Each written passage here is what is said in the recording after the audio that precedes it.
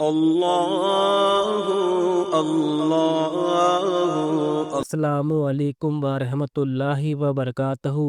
پیارے دوستوں، محرم کا مہینہ آتے ہی ہمارے معاشرے میں کچھ غلط فہمیاں پھیل جاتی ہے، جس میں یہ کہا جاتا ہے کہ کچھ چیزیں حرام ہو جاتی ہے، جیسا کہ بعض لوگ کہتے ہیں۔ آج کی اس ویڈیو میں ہم انہی غلط فہمیوں کے بارے میں جانیں گے۔ پہلا، بعض لوگ یہ کہتے ہیں کہ محرم کے مبارک مہینے میں گوشت مت کھاؤ، مچھلی مت کھاؤ، انڈا مت کھاؤ، ارہر کی دال مت کھاؤ، ساگ مت کھاؤ۔ کیوں نہیں کھائیں بھائی؟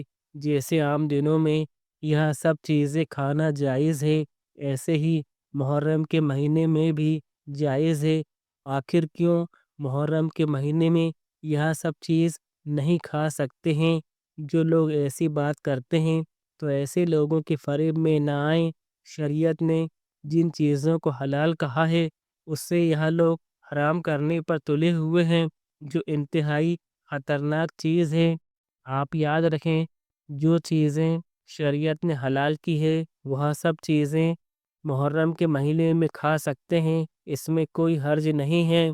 دوسرا، کچھ لوگ اس مہینے میں مہندی لگانے کو حرام سمجھتے ہیں۔ یاد رکھ لیجئے، آپ کا دل نہیں کرتا ہے تو مت لگائیے، لیکن یہ سمجھنا کہ محرم میں مہندی لگانا جائز ہی نہیں ہے، یہ تو سوگ اور ماتم منانے والوں کا طریقہ ہے، یہ اہل سنت کا طریقہ نہیں ہے۔ یاد رکھیں، محرم کے مہینے میں عورتیں مہندی لگانا چاہیں تو لگا سکتی ہیں، اس میں کوئی حرج نہیں ہے۔ تیسرا، محرم کے مہینے میں کچھ لوگ کہتے ہیں کہ نیا کپڑا مت پہنو، یہ حرام ہے۔ کیوں نہیں پہننا چاہیے؟ اللہ کی نعمت ہے، جیسے عام دنوں میں اللہ کی نعمت کا آپ استعمال کرتے ہیں، ویسے ہی محرم کے مہینے میں بھی آپ اللہ کی نعمت کا استعمال کریں، اس میں کوئی حرج نہیں ہے۔ چوتھا، کچھ لوگ کہتے ہیں کہ محرم کے مہینے میں شادی بیاہ مت کرنا یہ حرام کام ہے، کیونکہ محرم غم کا مہینہ ہے۔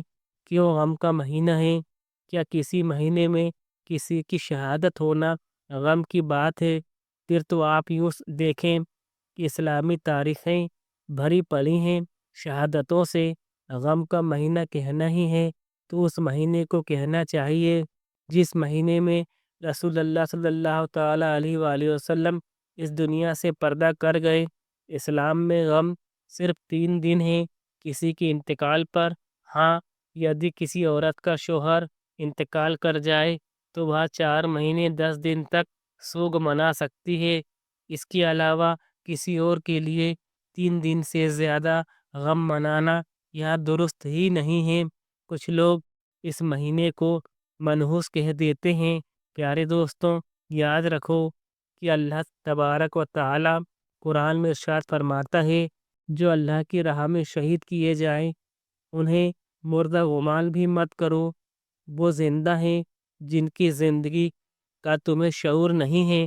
آپ یہاں سمجھیں، محرم کے مہینے میں شادی بیاہ کر سکتے ہیں، اس میں کوئی حرج نہیں ہے۔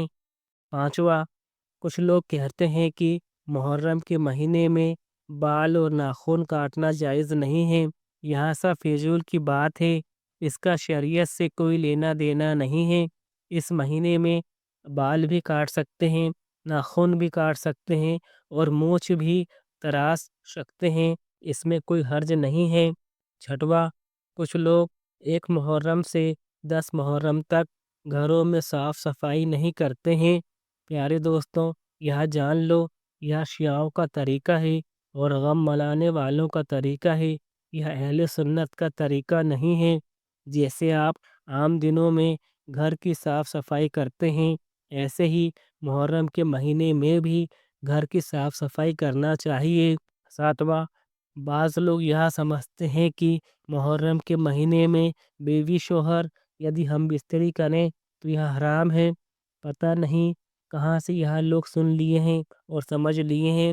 یاد رکھیے، جیسے کہ عام دنوں میں حکم ہے، ویسے ہی محرم کے مہینے میں بھی حکم ہے۔ عورت سے ہم بستری تب منع ہے جب وہ حیض کی حالت میں ہو یا نفاس کی حالت میں ہوں یا روزے کی حالت میں ہوں، یہ سب وجوہات ہے۔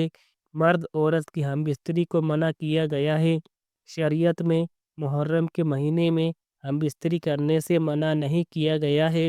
ہم بستری کا جیسے عام دنوں میں حکم ہے، ویسا ہی محرم کے مہینے میں بھی حکم ہے۔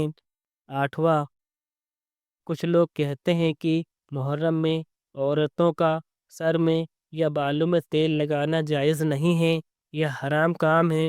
پیارے دوستوں، آپ سمجھ جائیں یہ سب بے بنیاد اور جہالت کی باتیں ہیں، اس کا شریعت سے کوئی لینا دینا نہیں ہے۔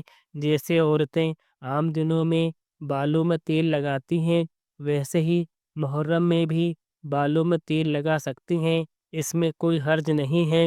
امید ہے پیارے دوستوں آپ کو یہ بات سمجھ آ گئی ہوگی۔ ویڈیو کو لائک اور شیئر ضرور کیجیے گا۔